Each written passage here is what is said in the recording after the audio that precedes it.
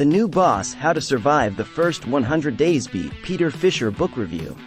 Hello friends, today I am going to review the book, The New Boss: How to Survive the First 100 Days by Peter Fisher. How to start. In the current corporate world, ambitious executives often move up the ladder every 2 or 3 years. Each new post brings fresh challenges. Management often expects new managers to hit the ground running and turn around failing departments, implement innovative strategies, or increase profitability. If you are the new boss, how can you navigate this minefield? The odds are not always in your favor. Perhaps the employees loved their old boss. Maybe management promoted you ahead of some now resentful insider. Maybe your employees see you as an interloper. During the crucial transition period, usually 100 days, these people will scrutinize every move you make. To manage your transition, concentrate on developing essential relationships and a supportive network.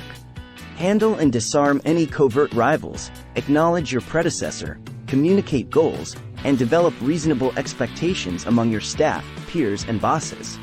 You need to be seen as visionary, inspiring, confident, and credible. Your job is to create a structure using the 7 building blocks of successful leadership transition. Managing expectations. Building key relationships. Analyzing the situation. Clarifying objectives. Creating a climate for change. Initiating changes. Using symbols and rituals. Managing expectations. Jim's boss welcomed him to his new job, saying, "I have every confidence in you." This lovely sentiment didn't tell Jim what the boss expected. 6 months later, Jim's head was on the chopping block. You're more likely to disappoint your bosses if you don't know what they expect you to accomplish, including their desires, ideas, hopes, suggested solutions to problems, and recommendations. A leadership shift brings out high expectations. Managers and staff members want to believe that the new boss will solve all the old problems. When you enter a new position, asking your superiors to clarify their expectations and state their specific objectives is crucial. Gone are the days when predecessors overlapped with the new candidate to ease the handover. Employees are usually forthcoming about their workflow expectations but less informative about their personal goals. Your colleagues will have hidden expectations that might conceal resistance to change or hide an unrealistic measuring stick of your success as their new manager. Colleagues generally expect a newcomer to meet them on their terms and turf. They want him or her to consult them about how they have always done things, rather than barraging them with new ideas. To avoid unrealistic expectations, ask for clarification from the start. Analyze the emotions that fuel the expectations of those around you. Lastly, transform expectations into achievable goals that you can share with your staff. Developing the key relationships. You might be overflowing with energy and ideas, but before you dive into your new work, assess which relationships will be meaningful in reaching your goals. These crucial relationships can make all the difference. Relationships with your predecessor, potential rivals for your new job, interim managers, and your colleagues, superiors, and employees will all influence your prospects.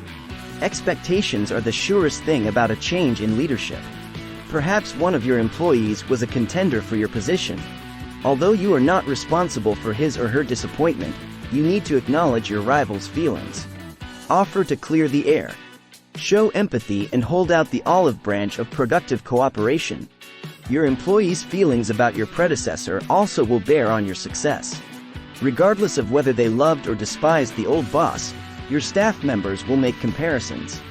Resist the temptation to criticize or blame your predecessor. If he or she still works for the company or is your boss, set up transition rituals to underscore the change of power. Symbolic language is powerful. All of the world's successful managers have mastered it. Initially, your colleagues will be reserved in their welcome. They are trying to appraise you as their new boss, particularly if you were touted as a savior. They expect you to come to them and ask their advice and opinions. Create strategies that adjust to their emotional concerns while making objective demands. Ultimately, you want to build a solid network. Most projects live or die based on the backing of powerful insiders.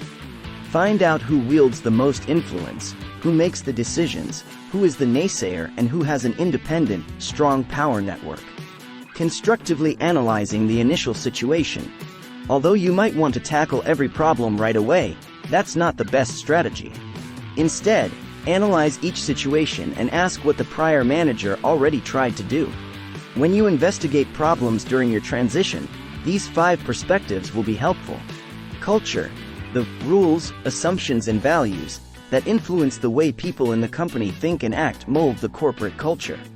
Once you understand their basic attitudes toward making decisions, processing information, undertaking tasks, leading and encouraging innovation, you will work more productively within the company. Issues. Discern which problems demand your immediate attention by soliciting input from a variety of sources, including employees, clients, co-workers, and superiors. Facts. Collect hard figures regarding costs, profits, losses, actions, and strategy. Innovative potential.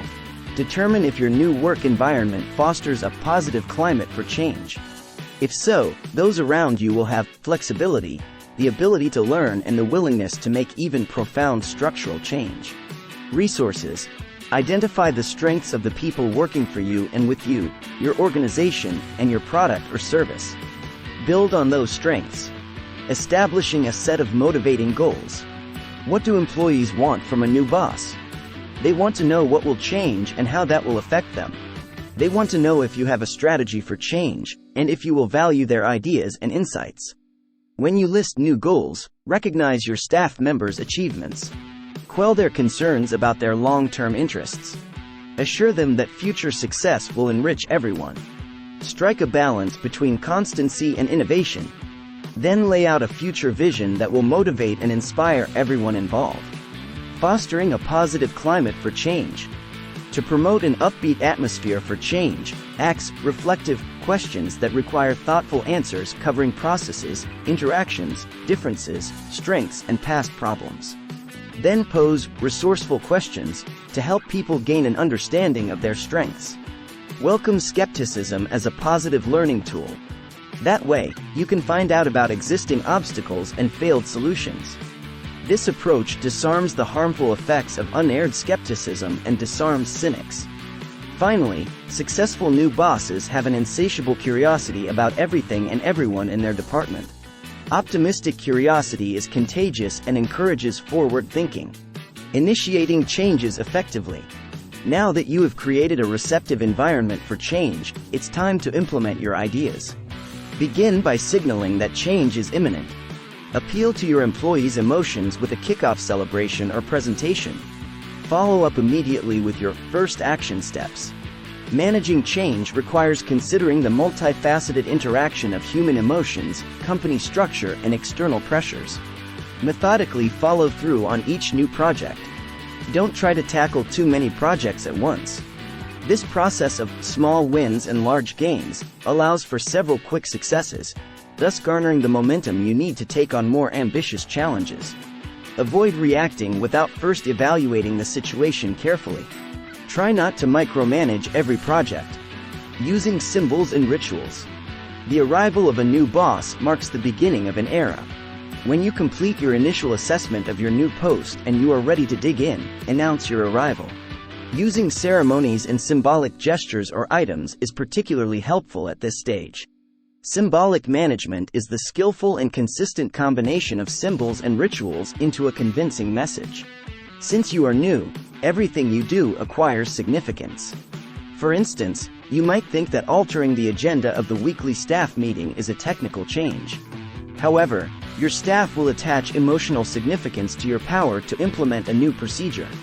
In the fast-paced business world, there is little room for error or experiment. Be careful that your actions authenticate your words. Let your work habits project a message. If you desire transparency, be forthcoming and open.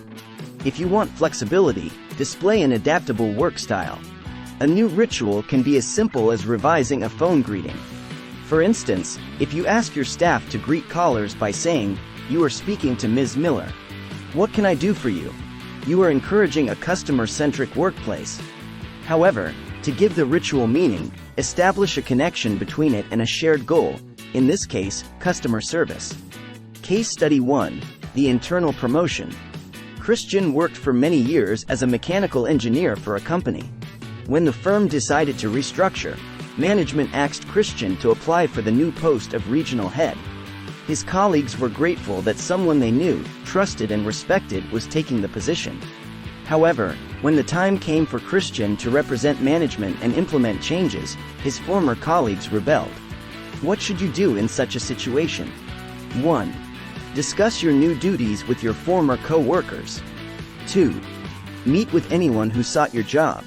Suggest ways of working together constructively to meet mutual objectives. 3.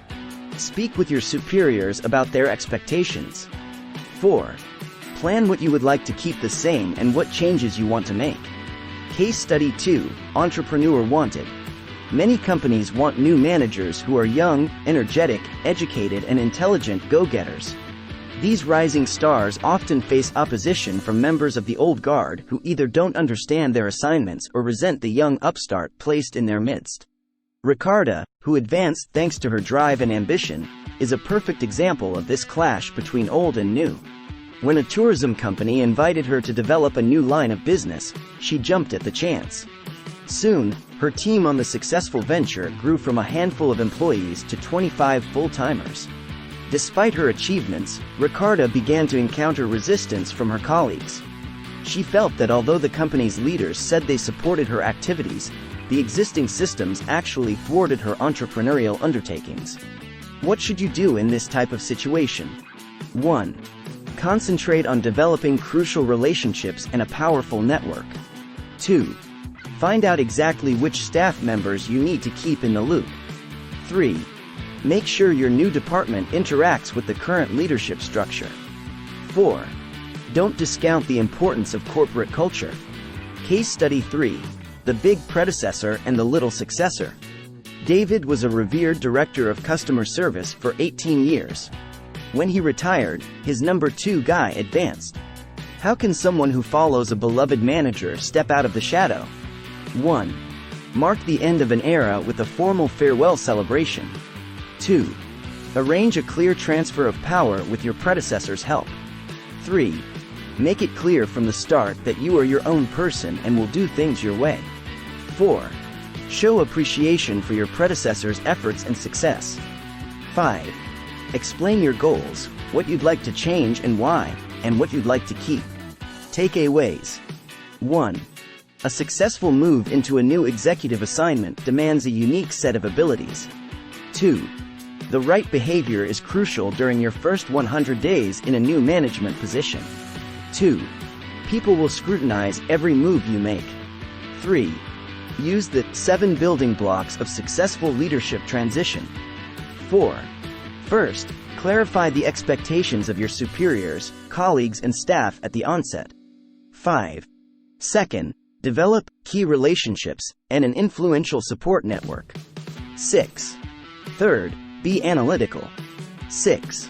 To solve problems, gather the facts, learn about the company's culture, get several opinions and identify existing strengths.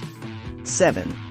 Fourth, formulate and delineate communicable goals to inspire and motivate your staff. 8. Fifth, before you try to innovate, cultivate a positive climate for change. 9. Sixth, when you manage change, consider the intricacy of human emotions, company structure and external pressures. 10. 7. Use rituals and symbols skillfully to signal the transfer of power. Like, share and subscribe our channel for more videos. Thanks for watching.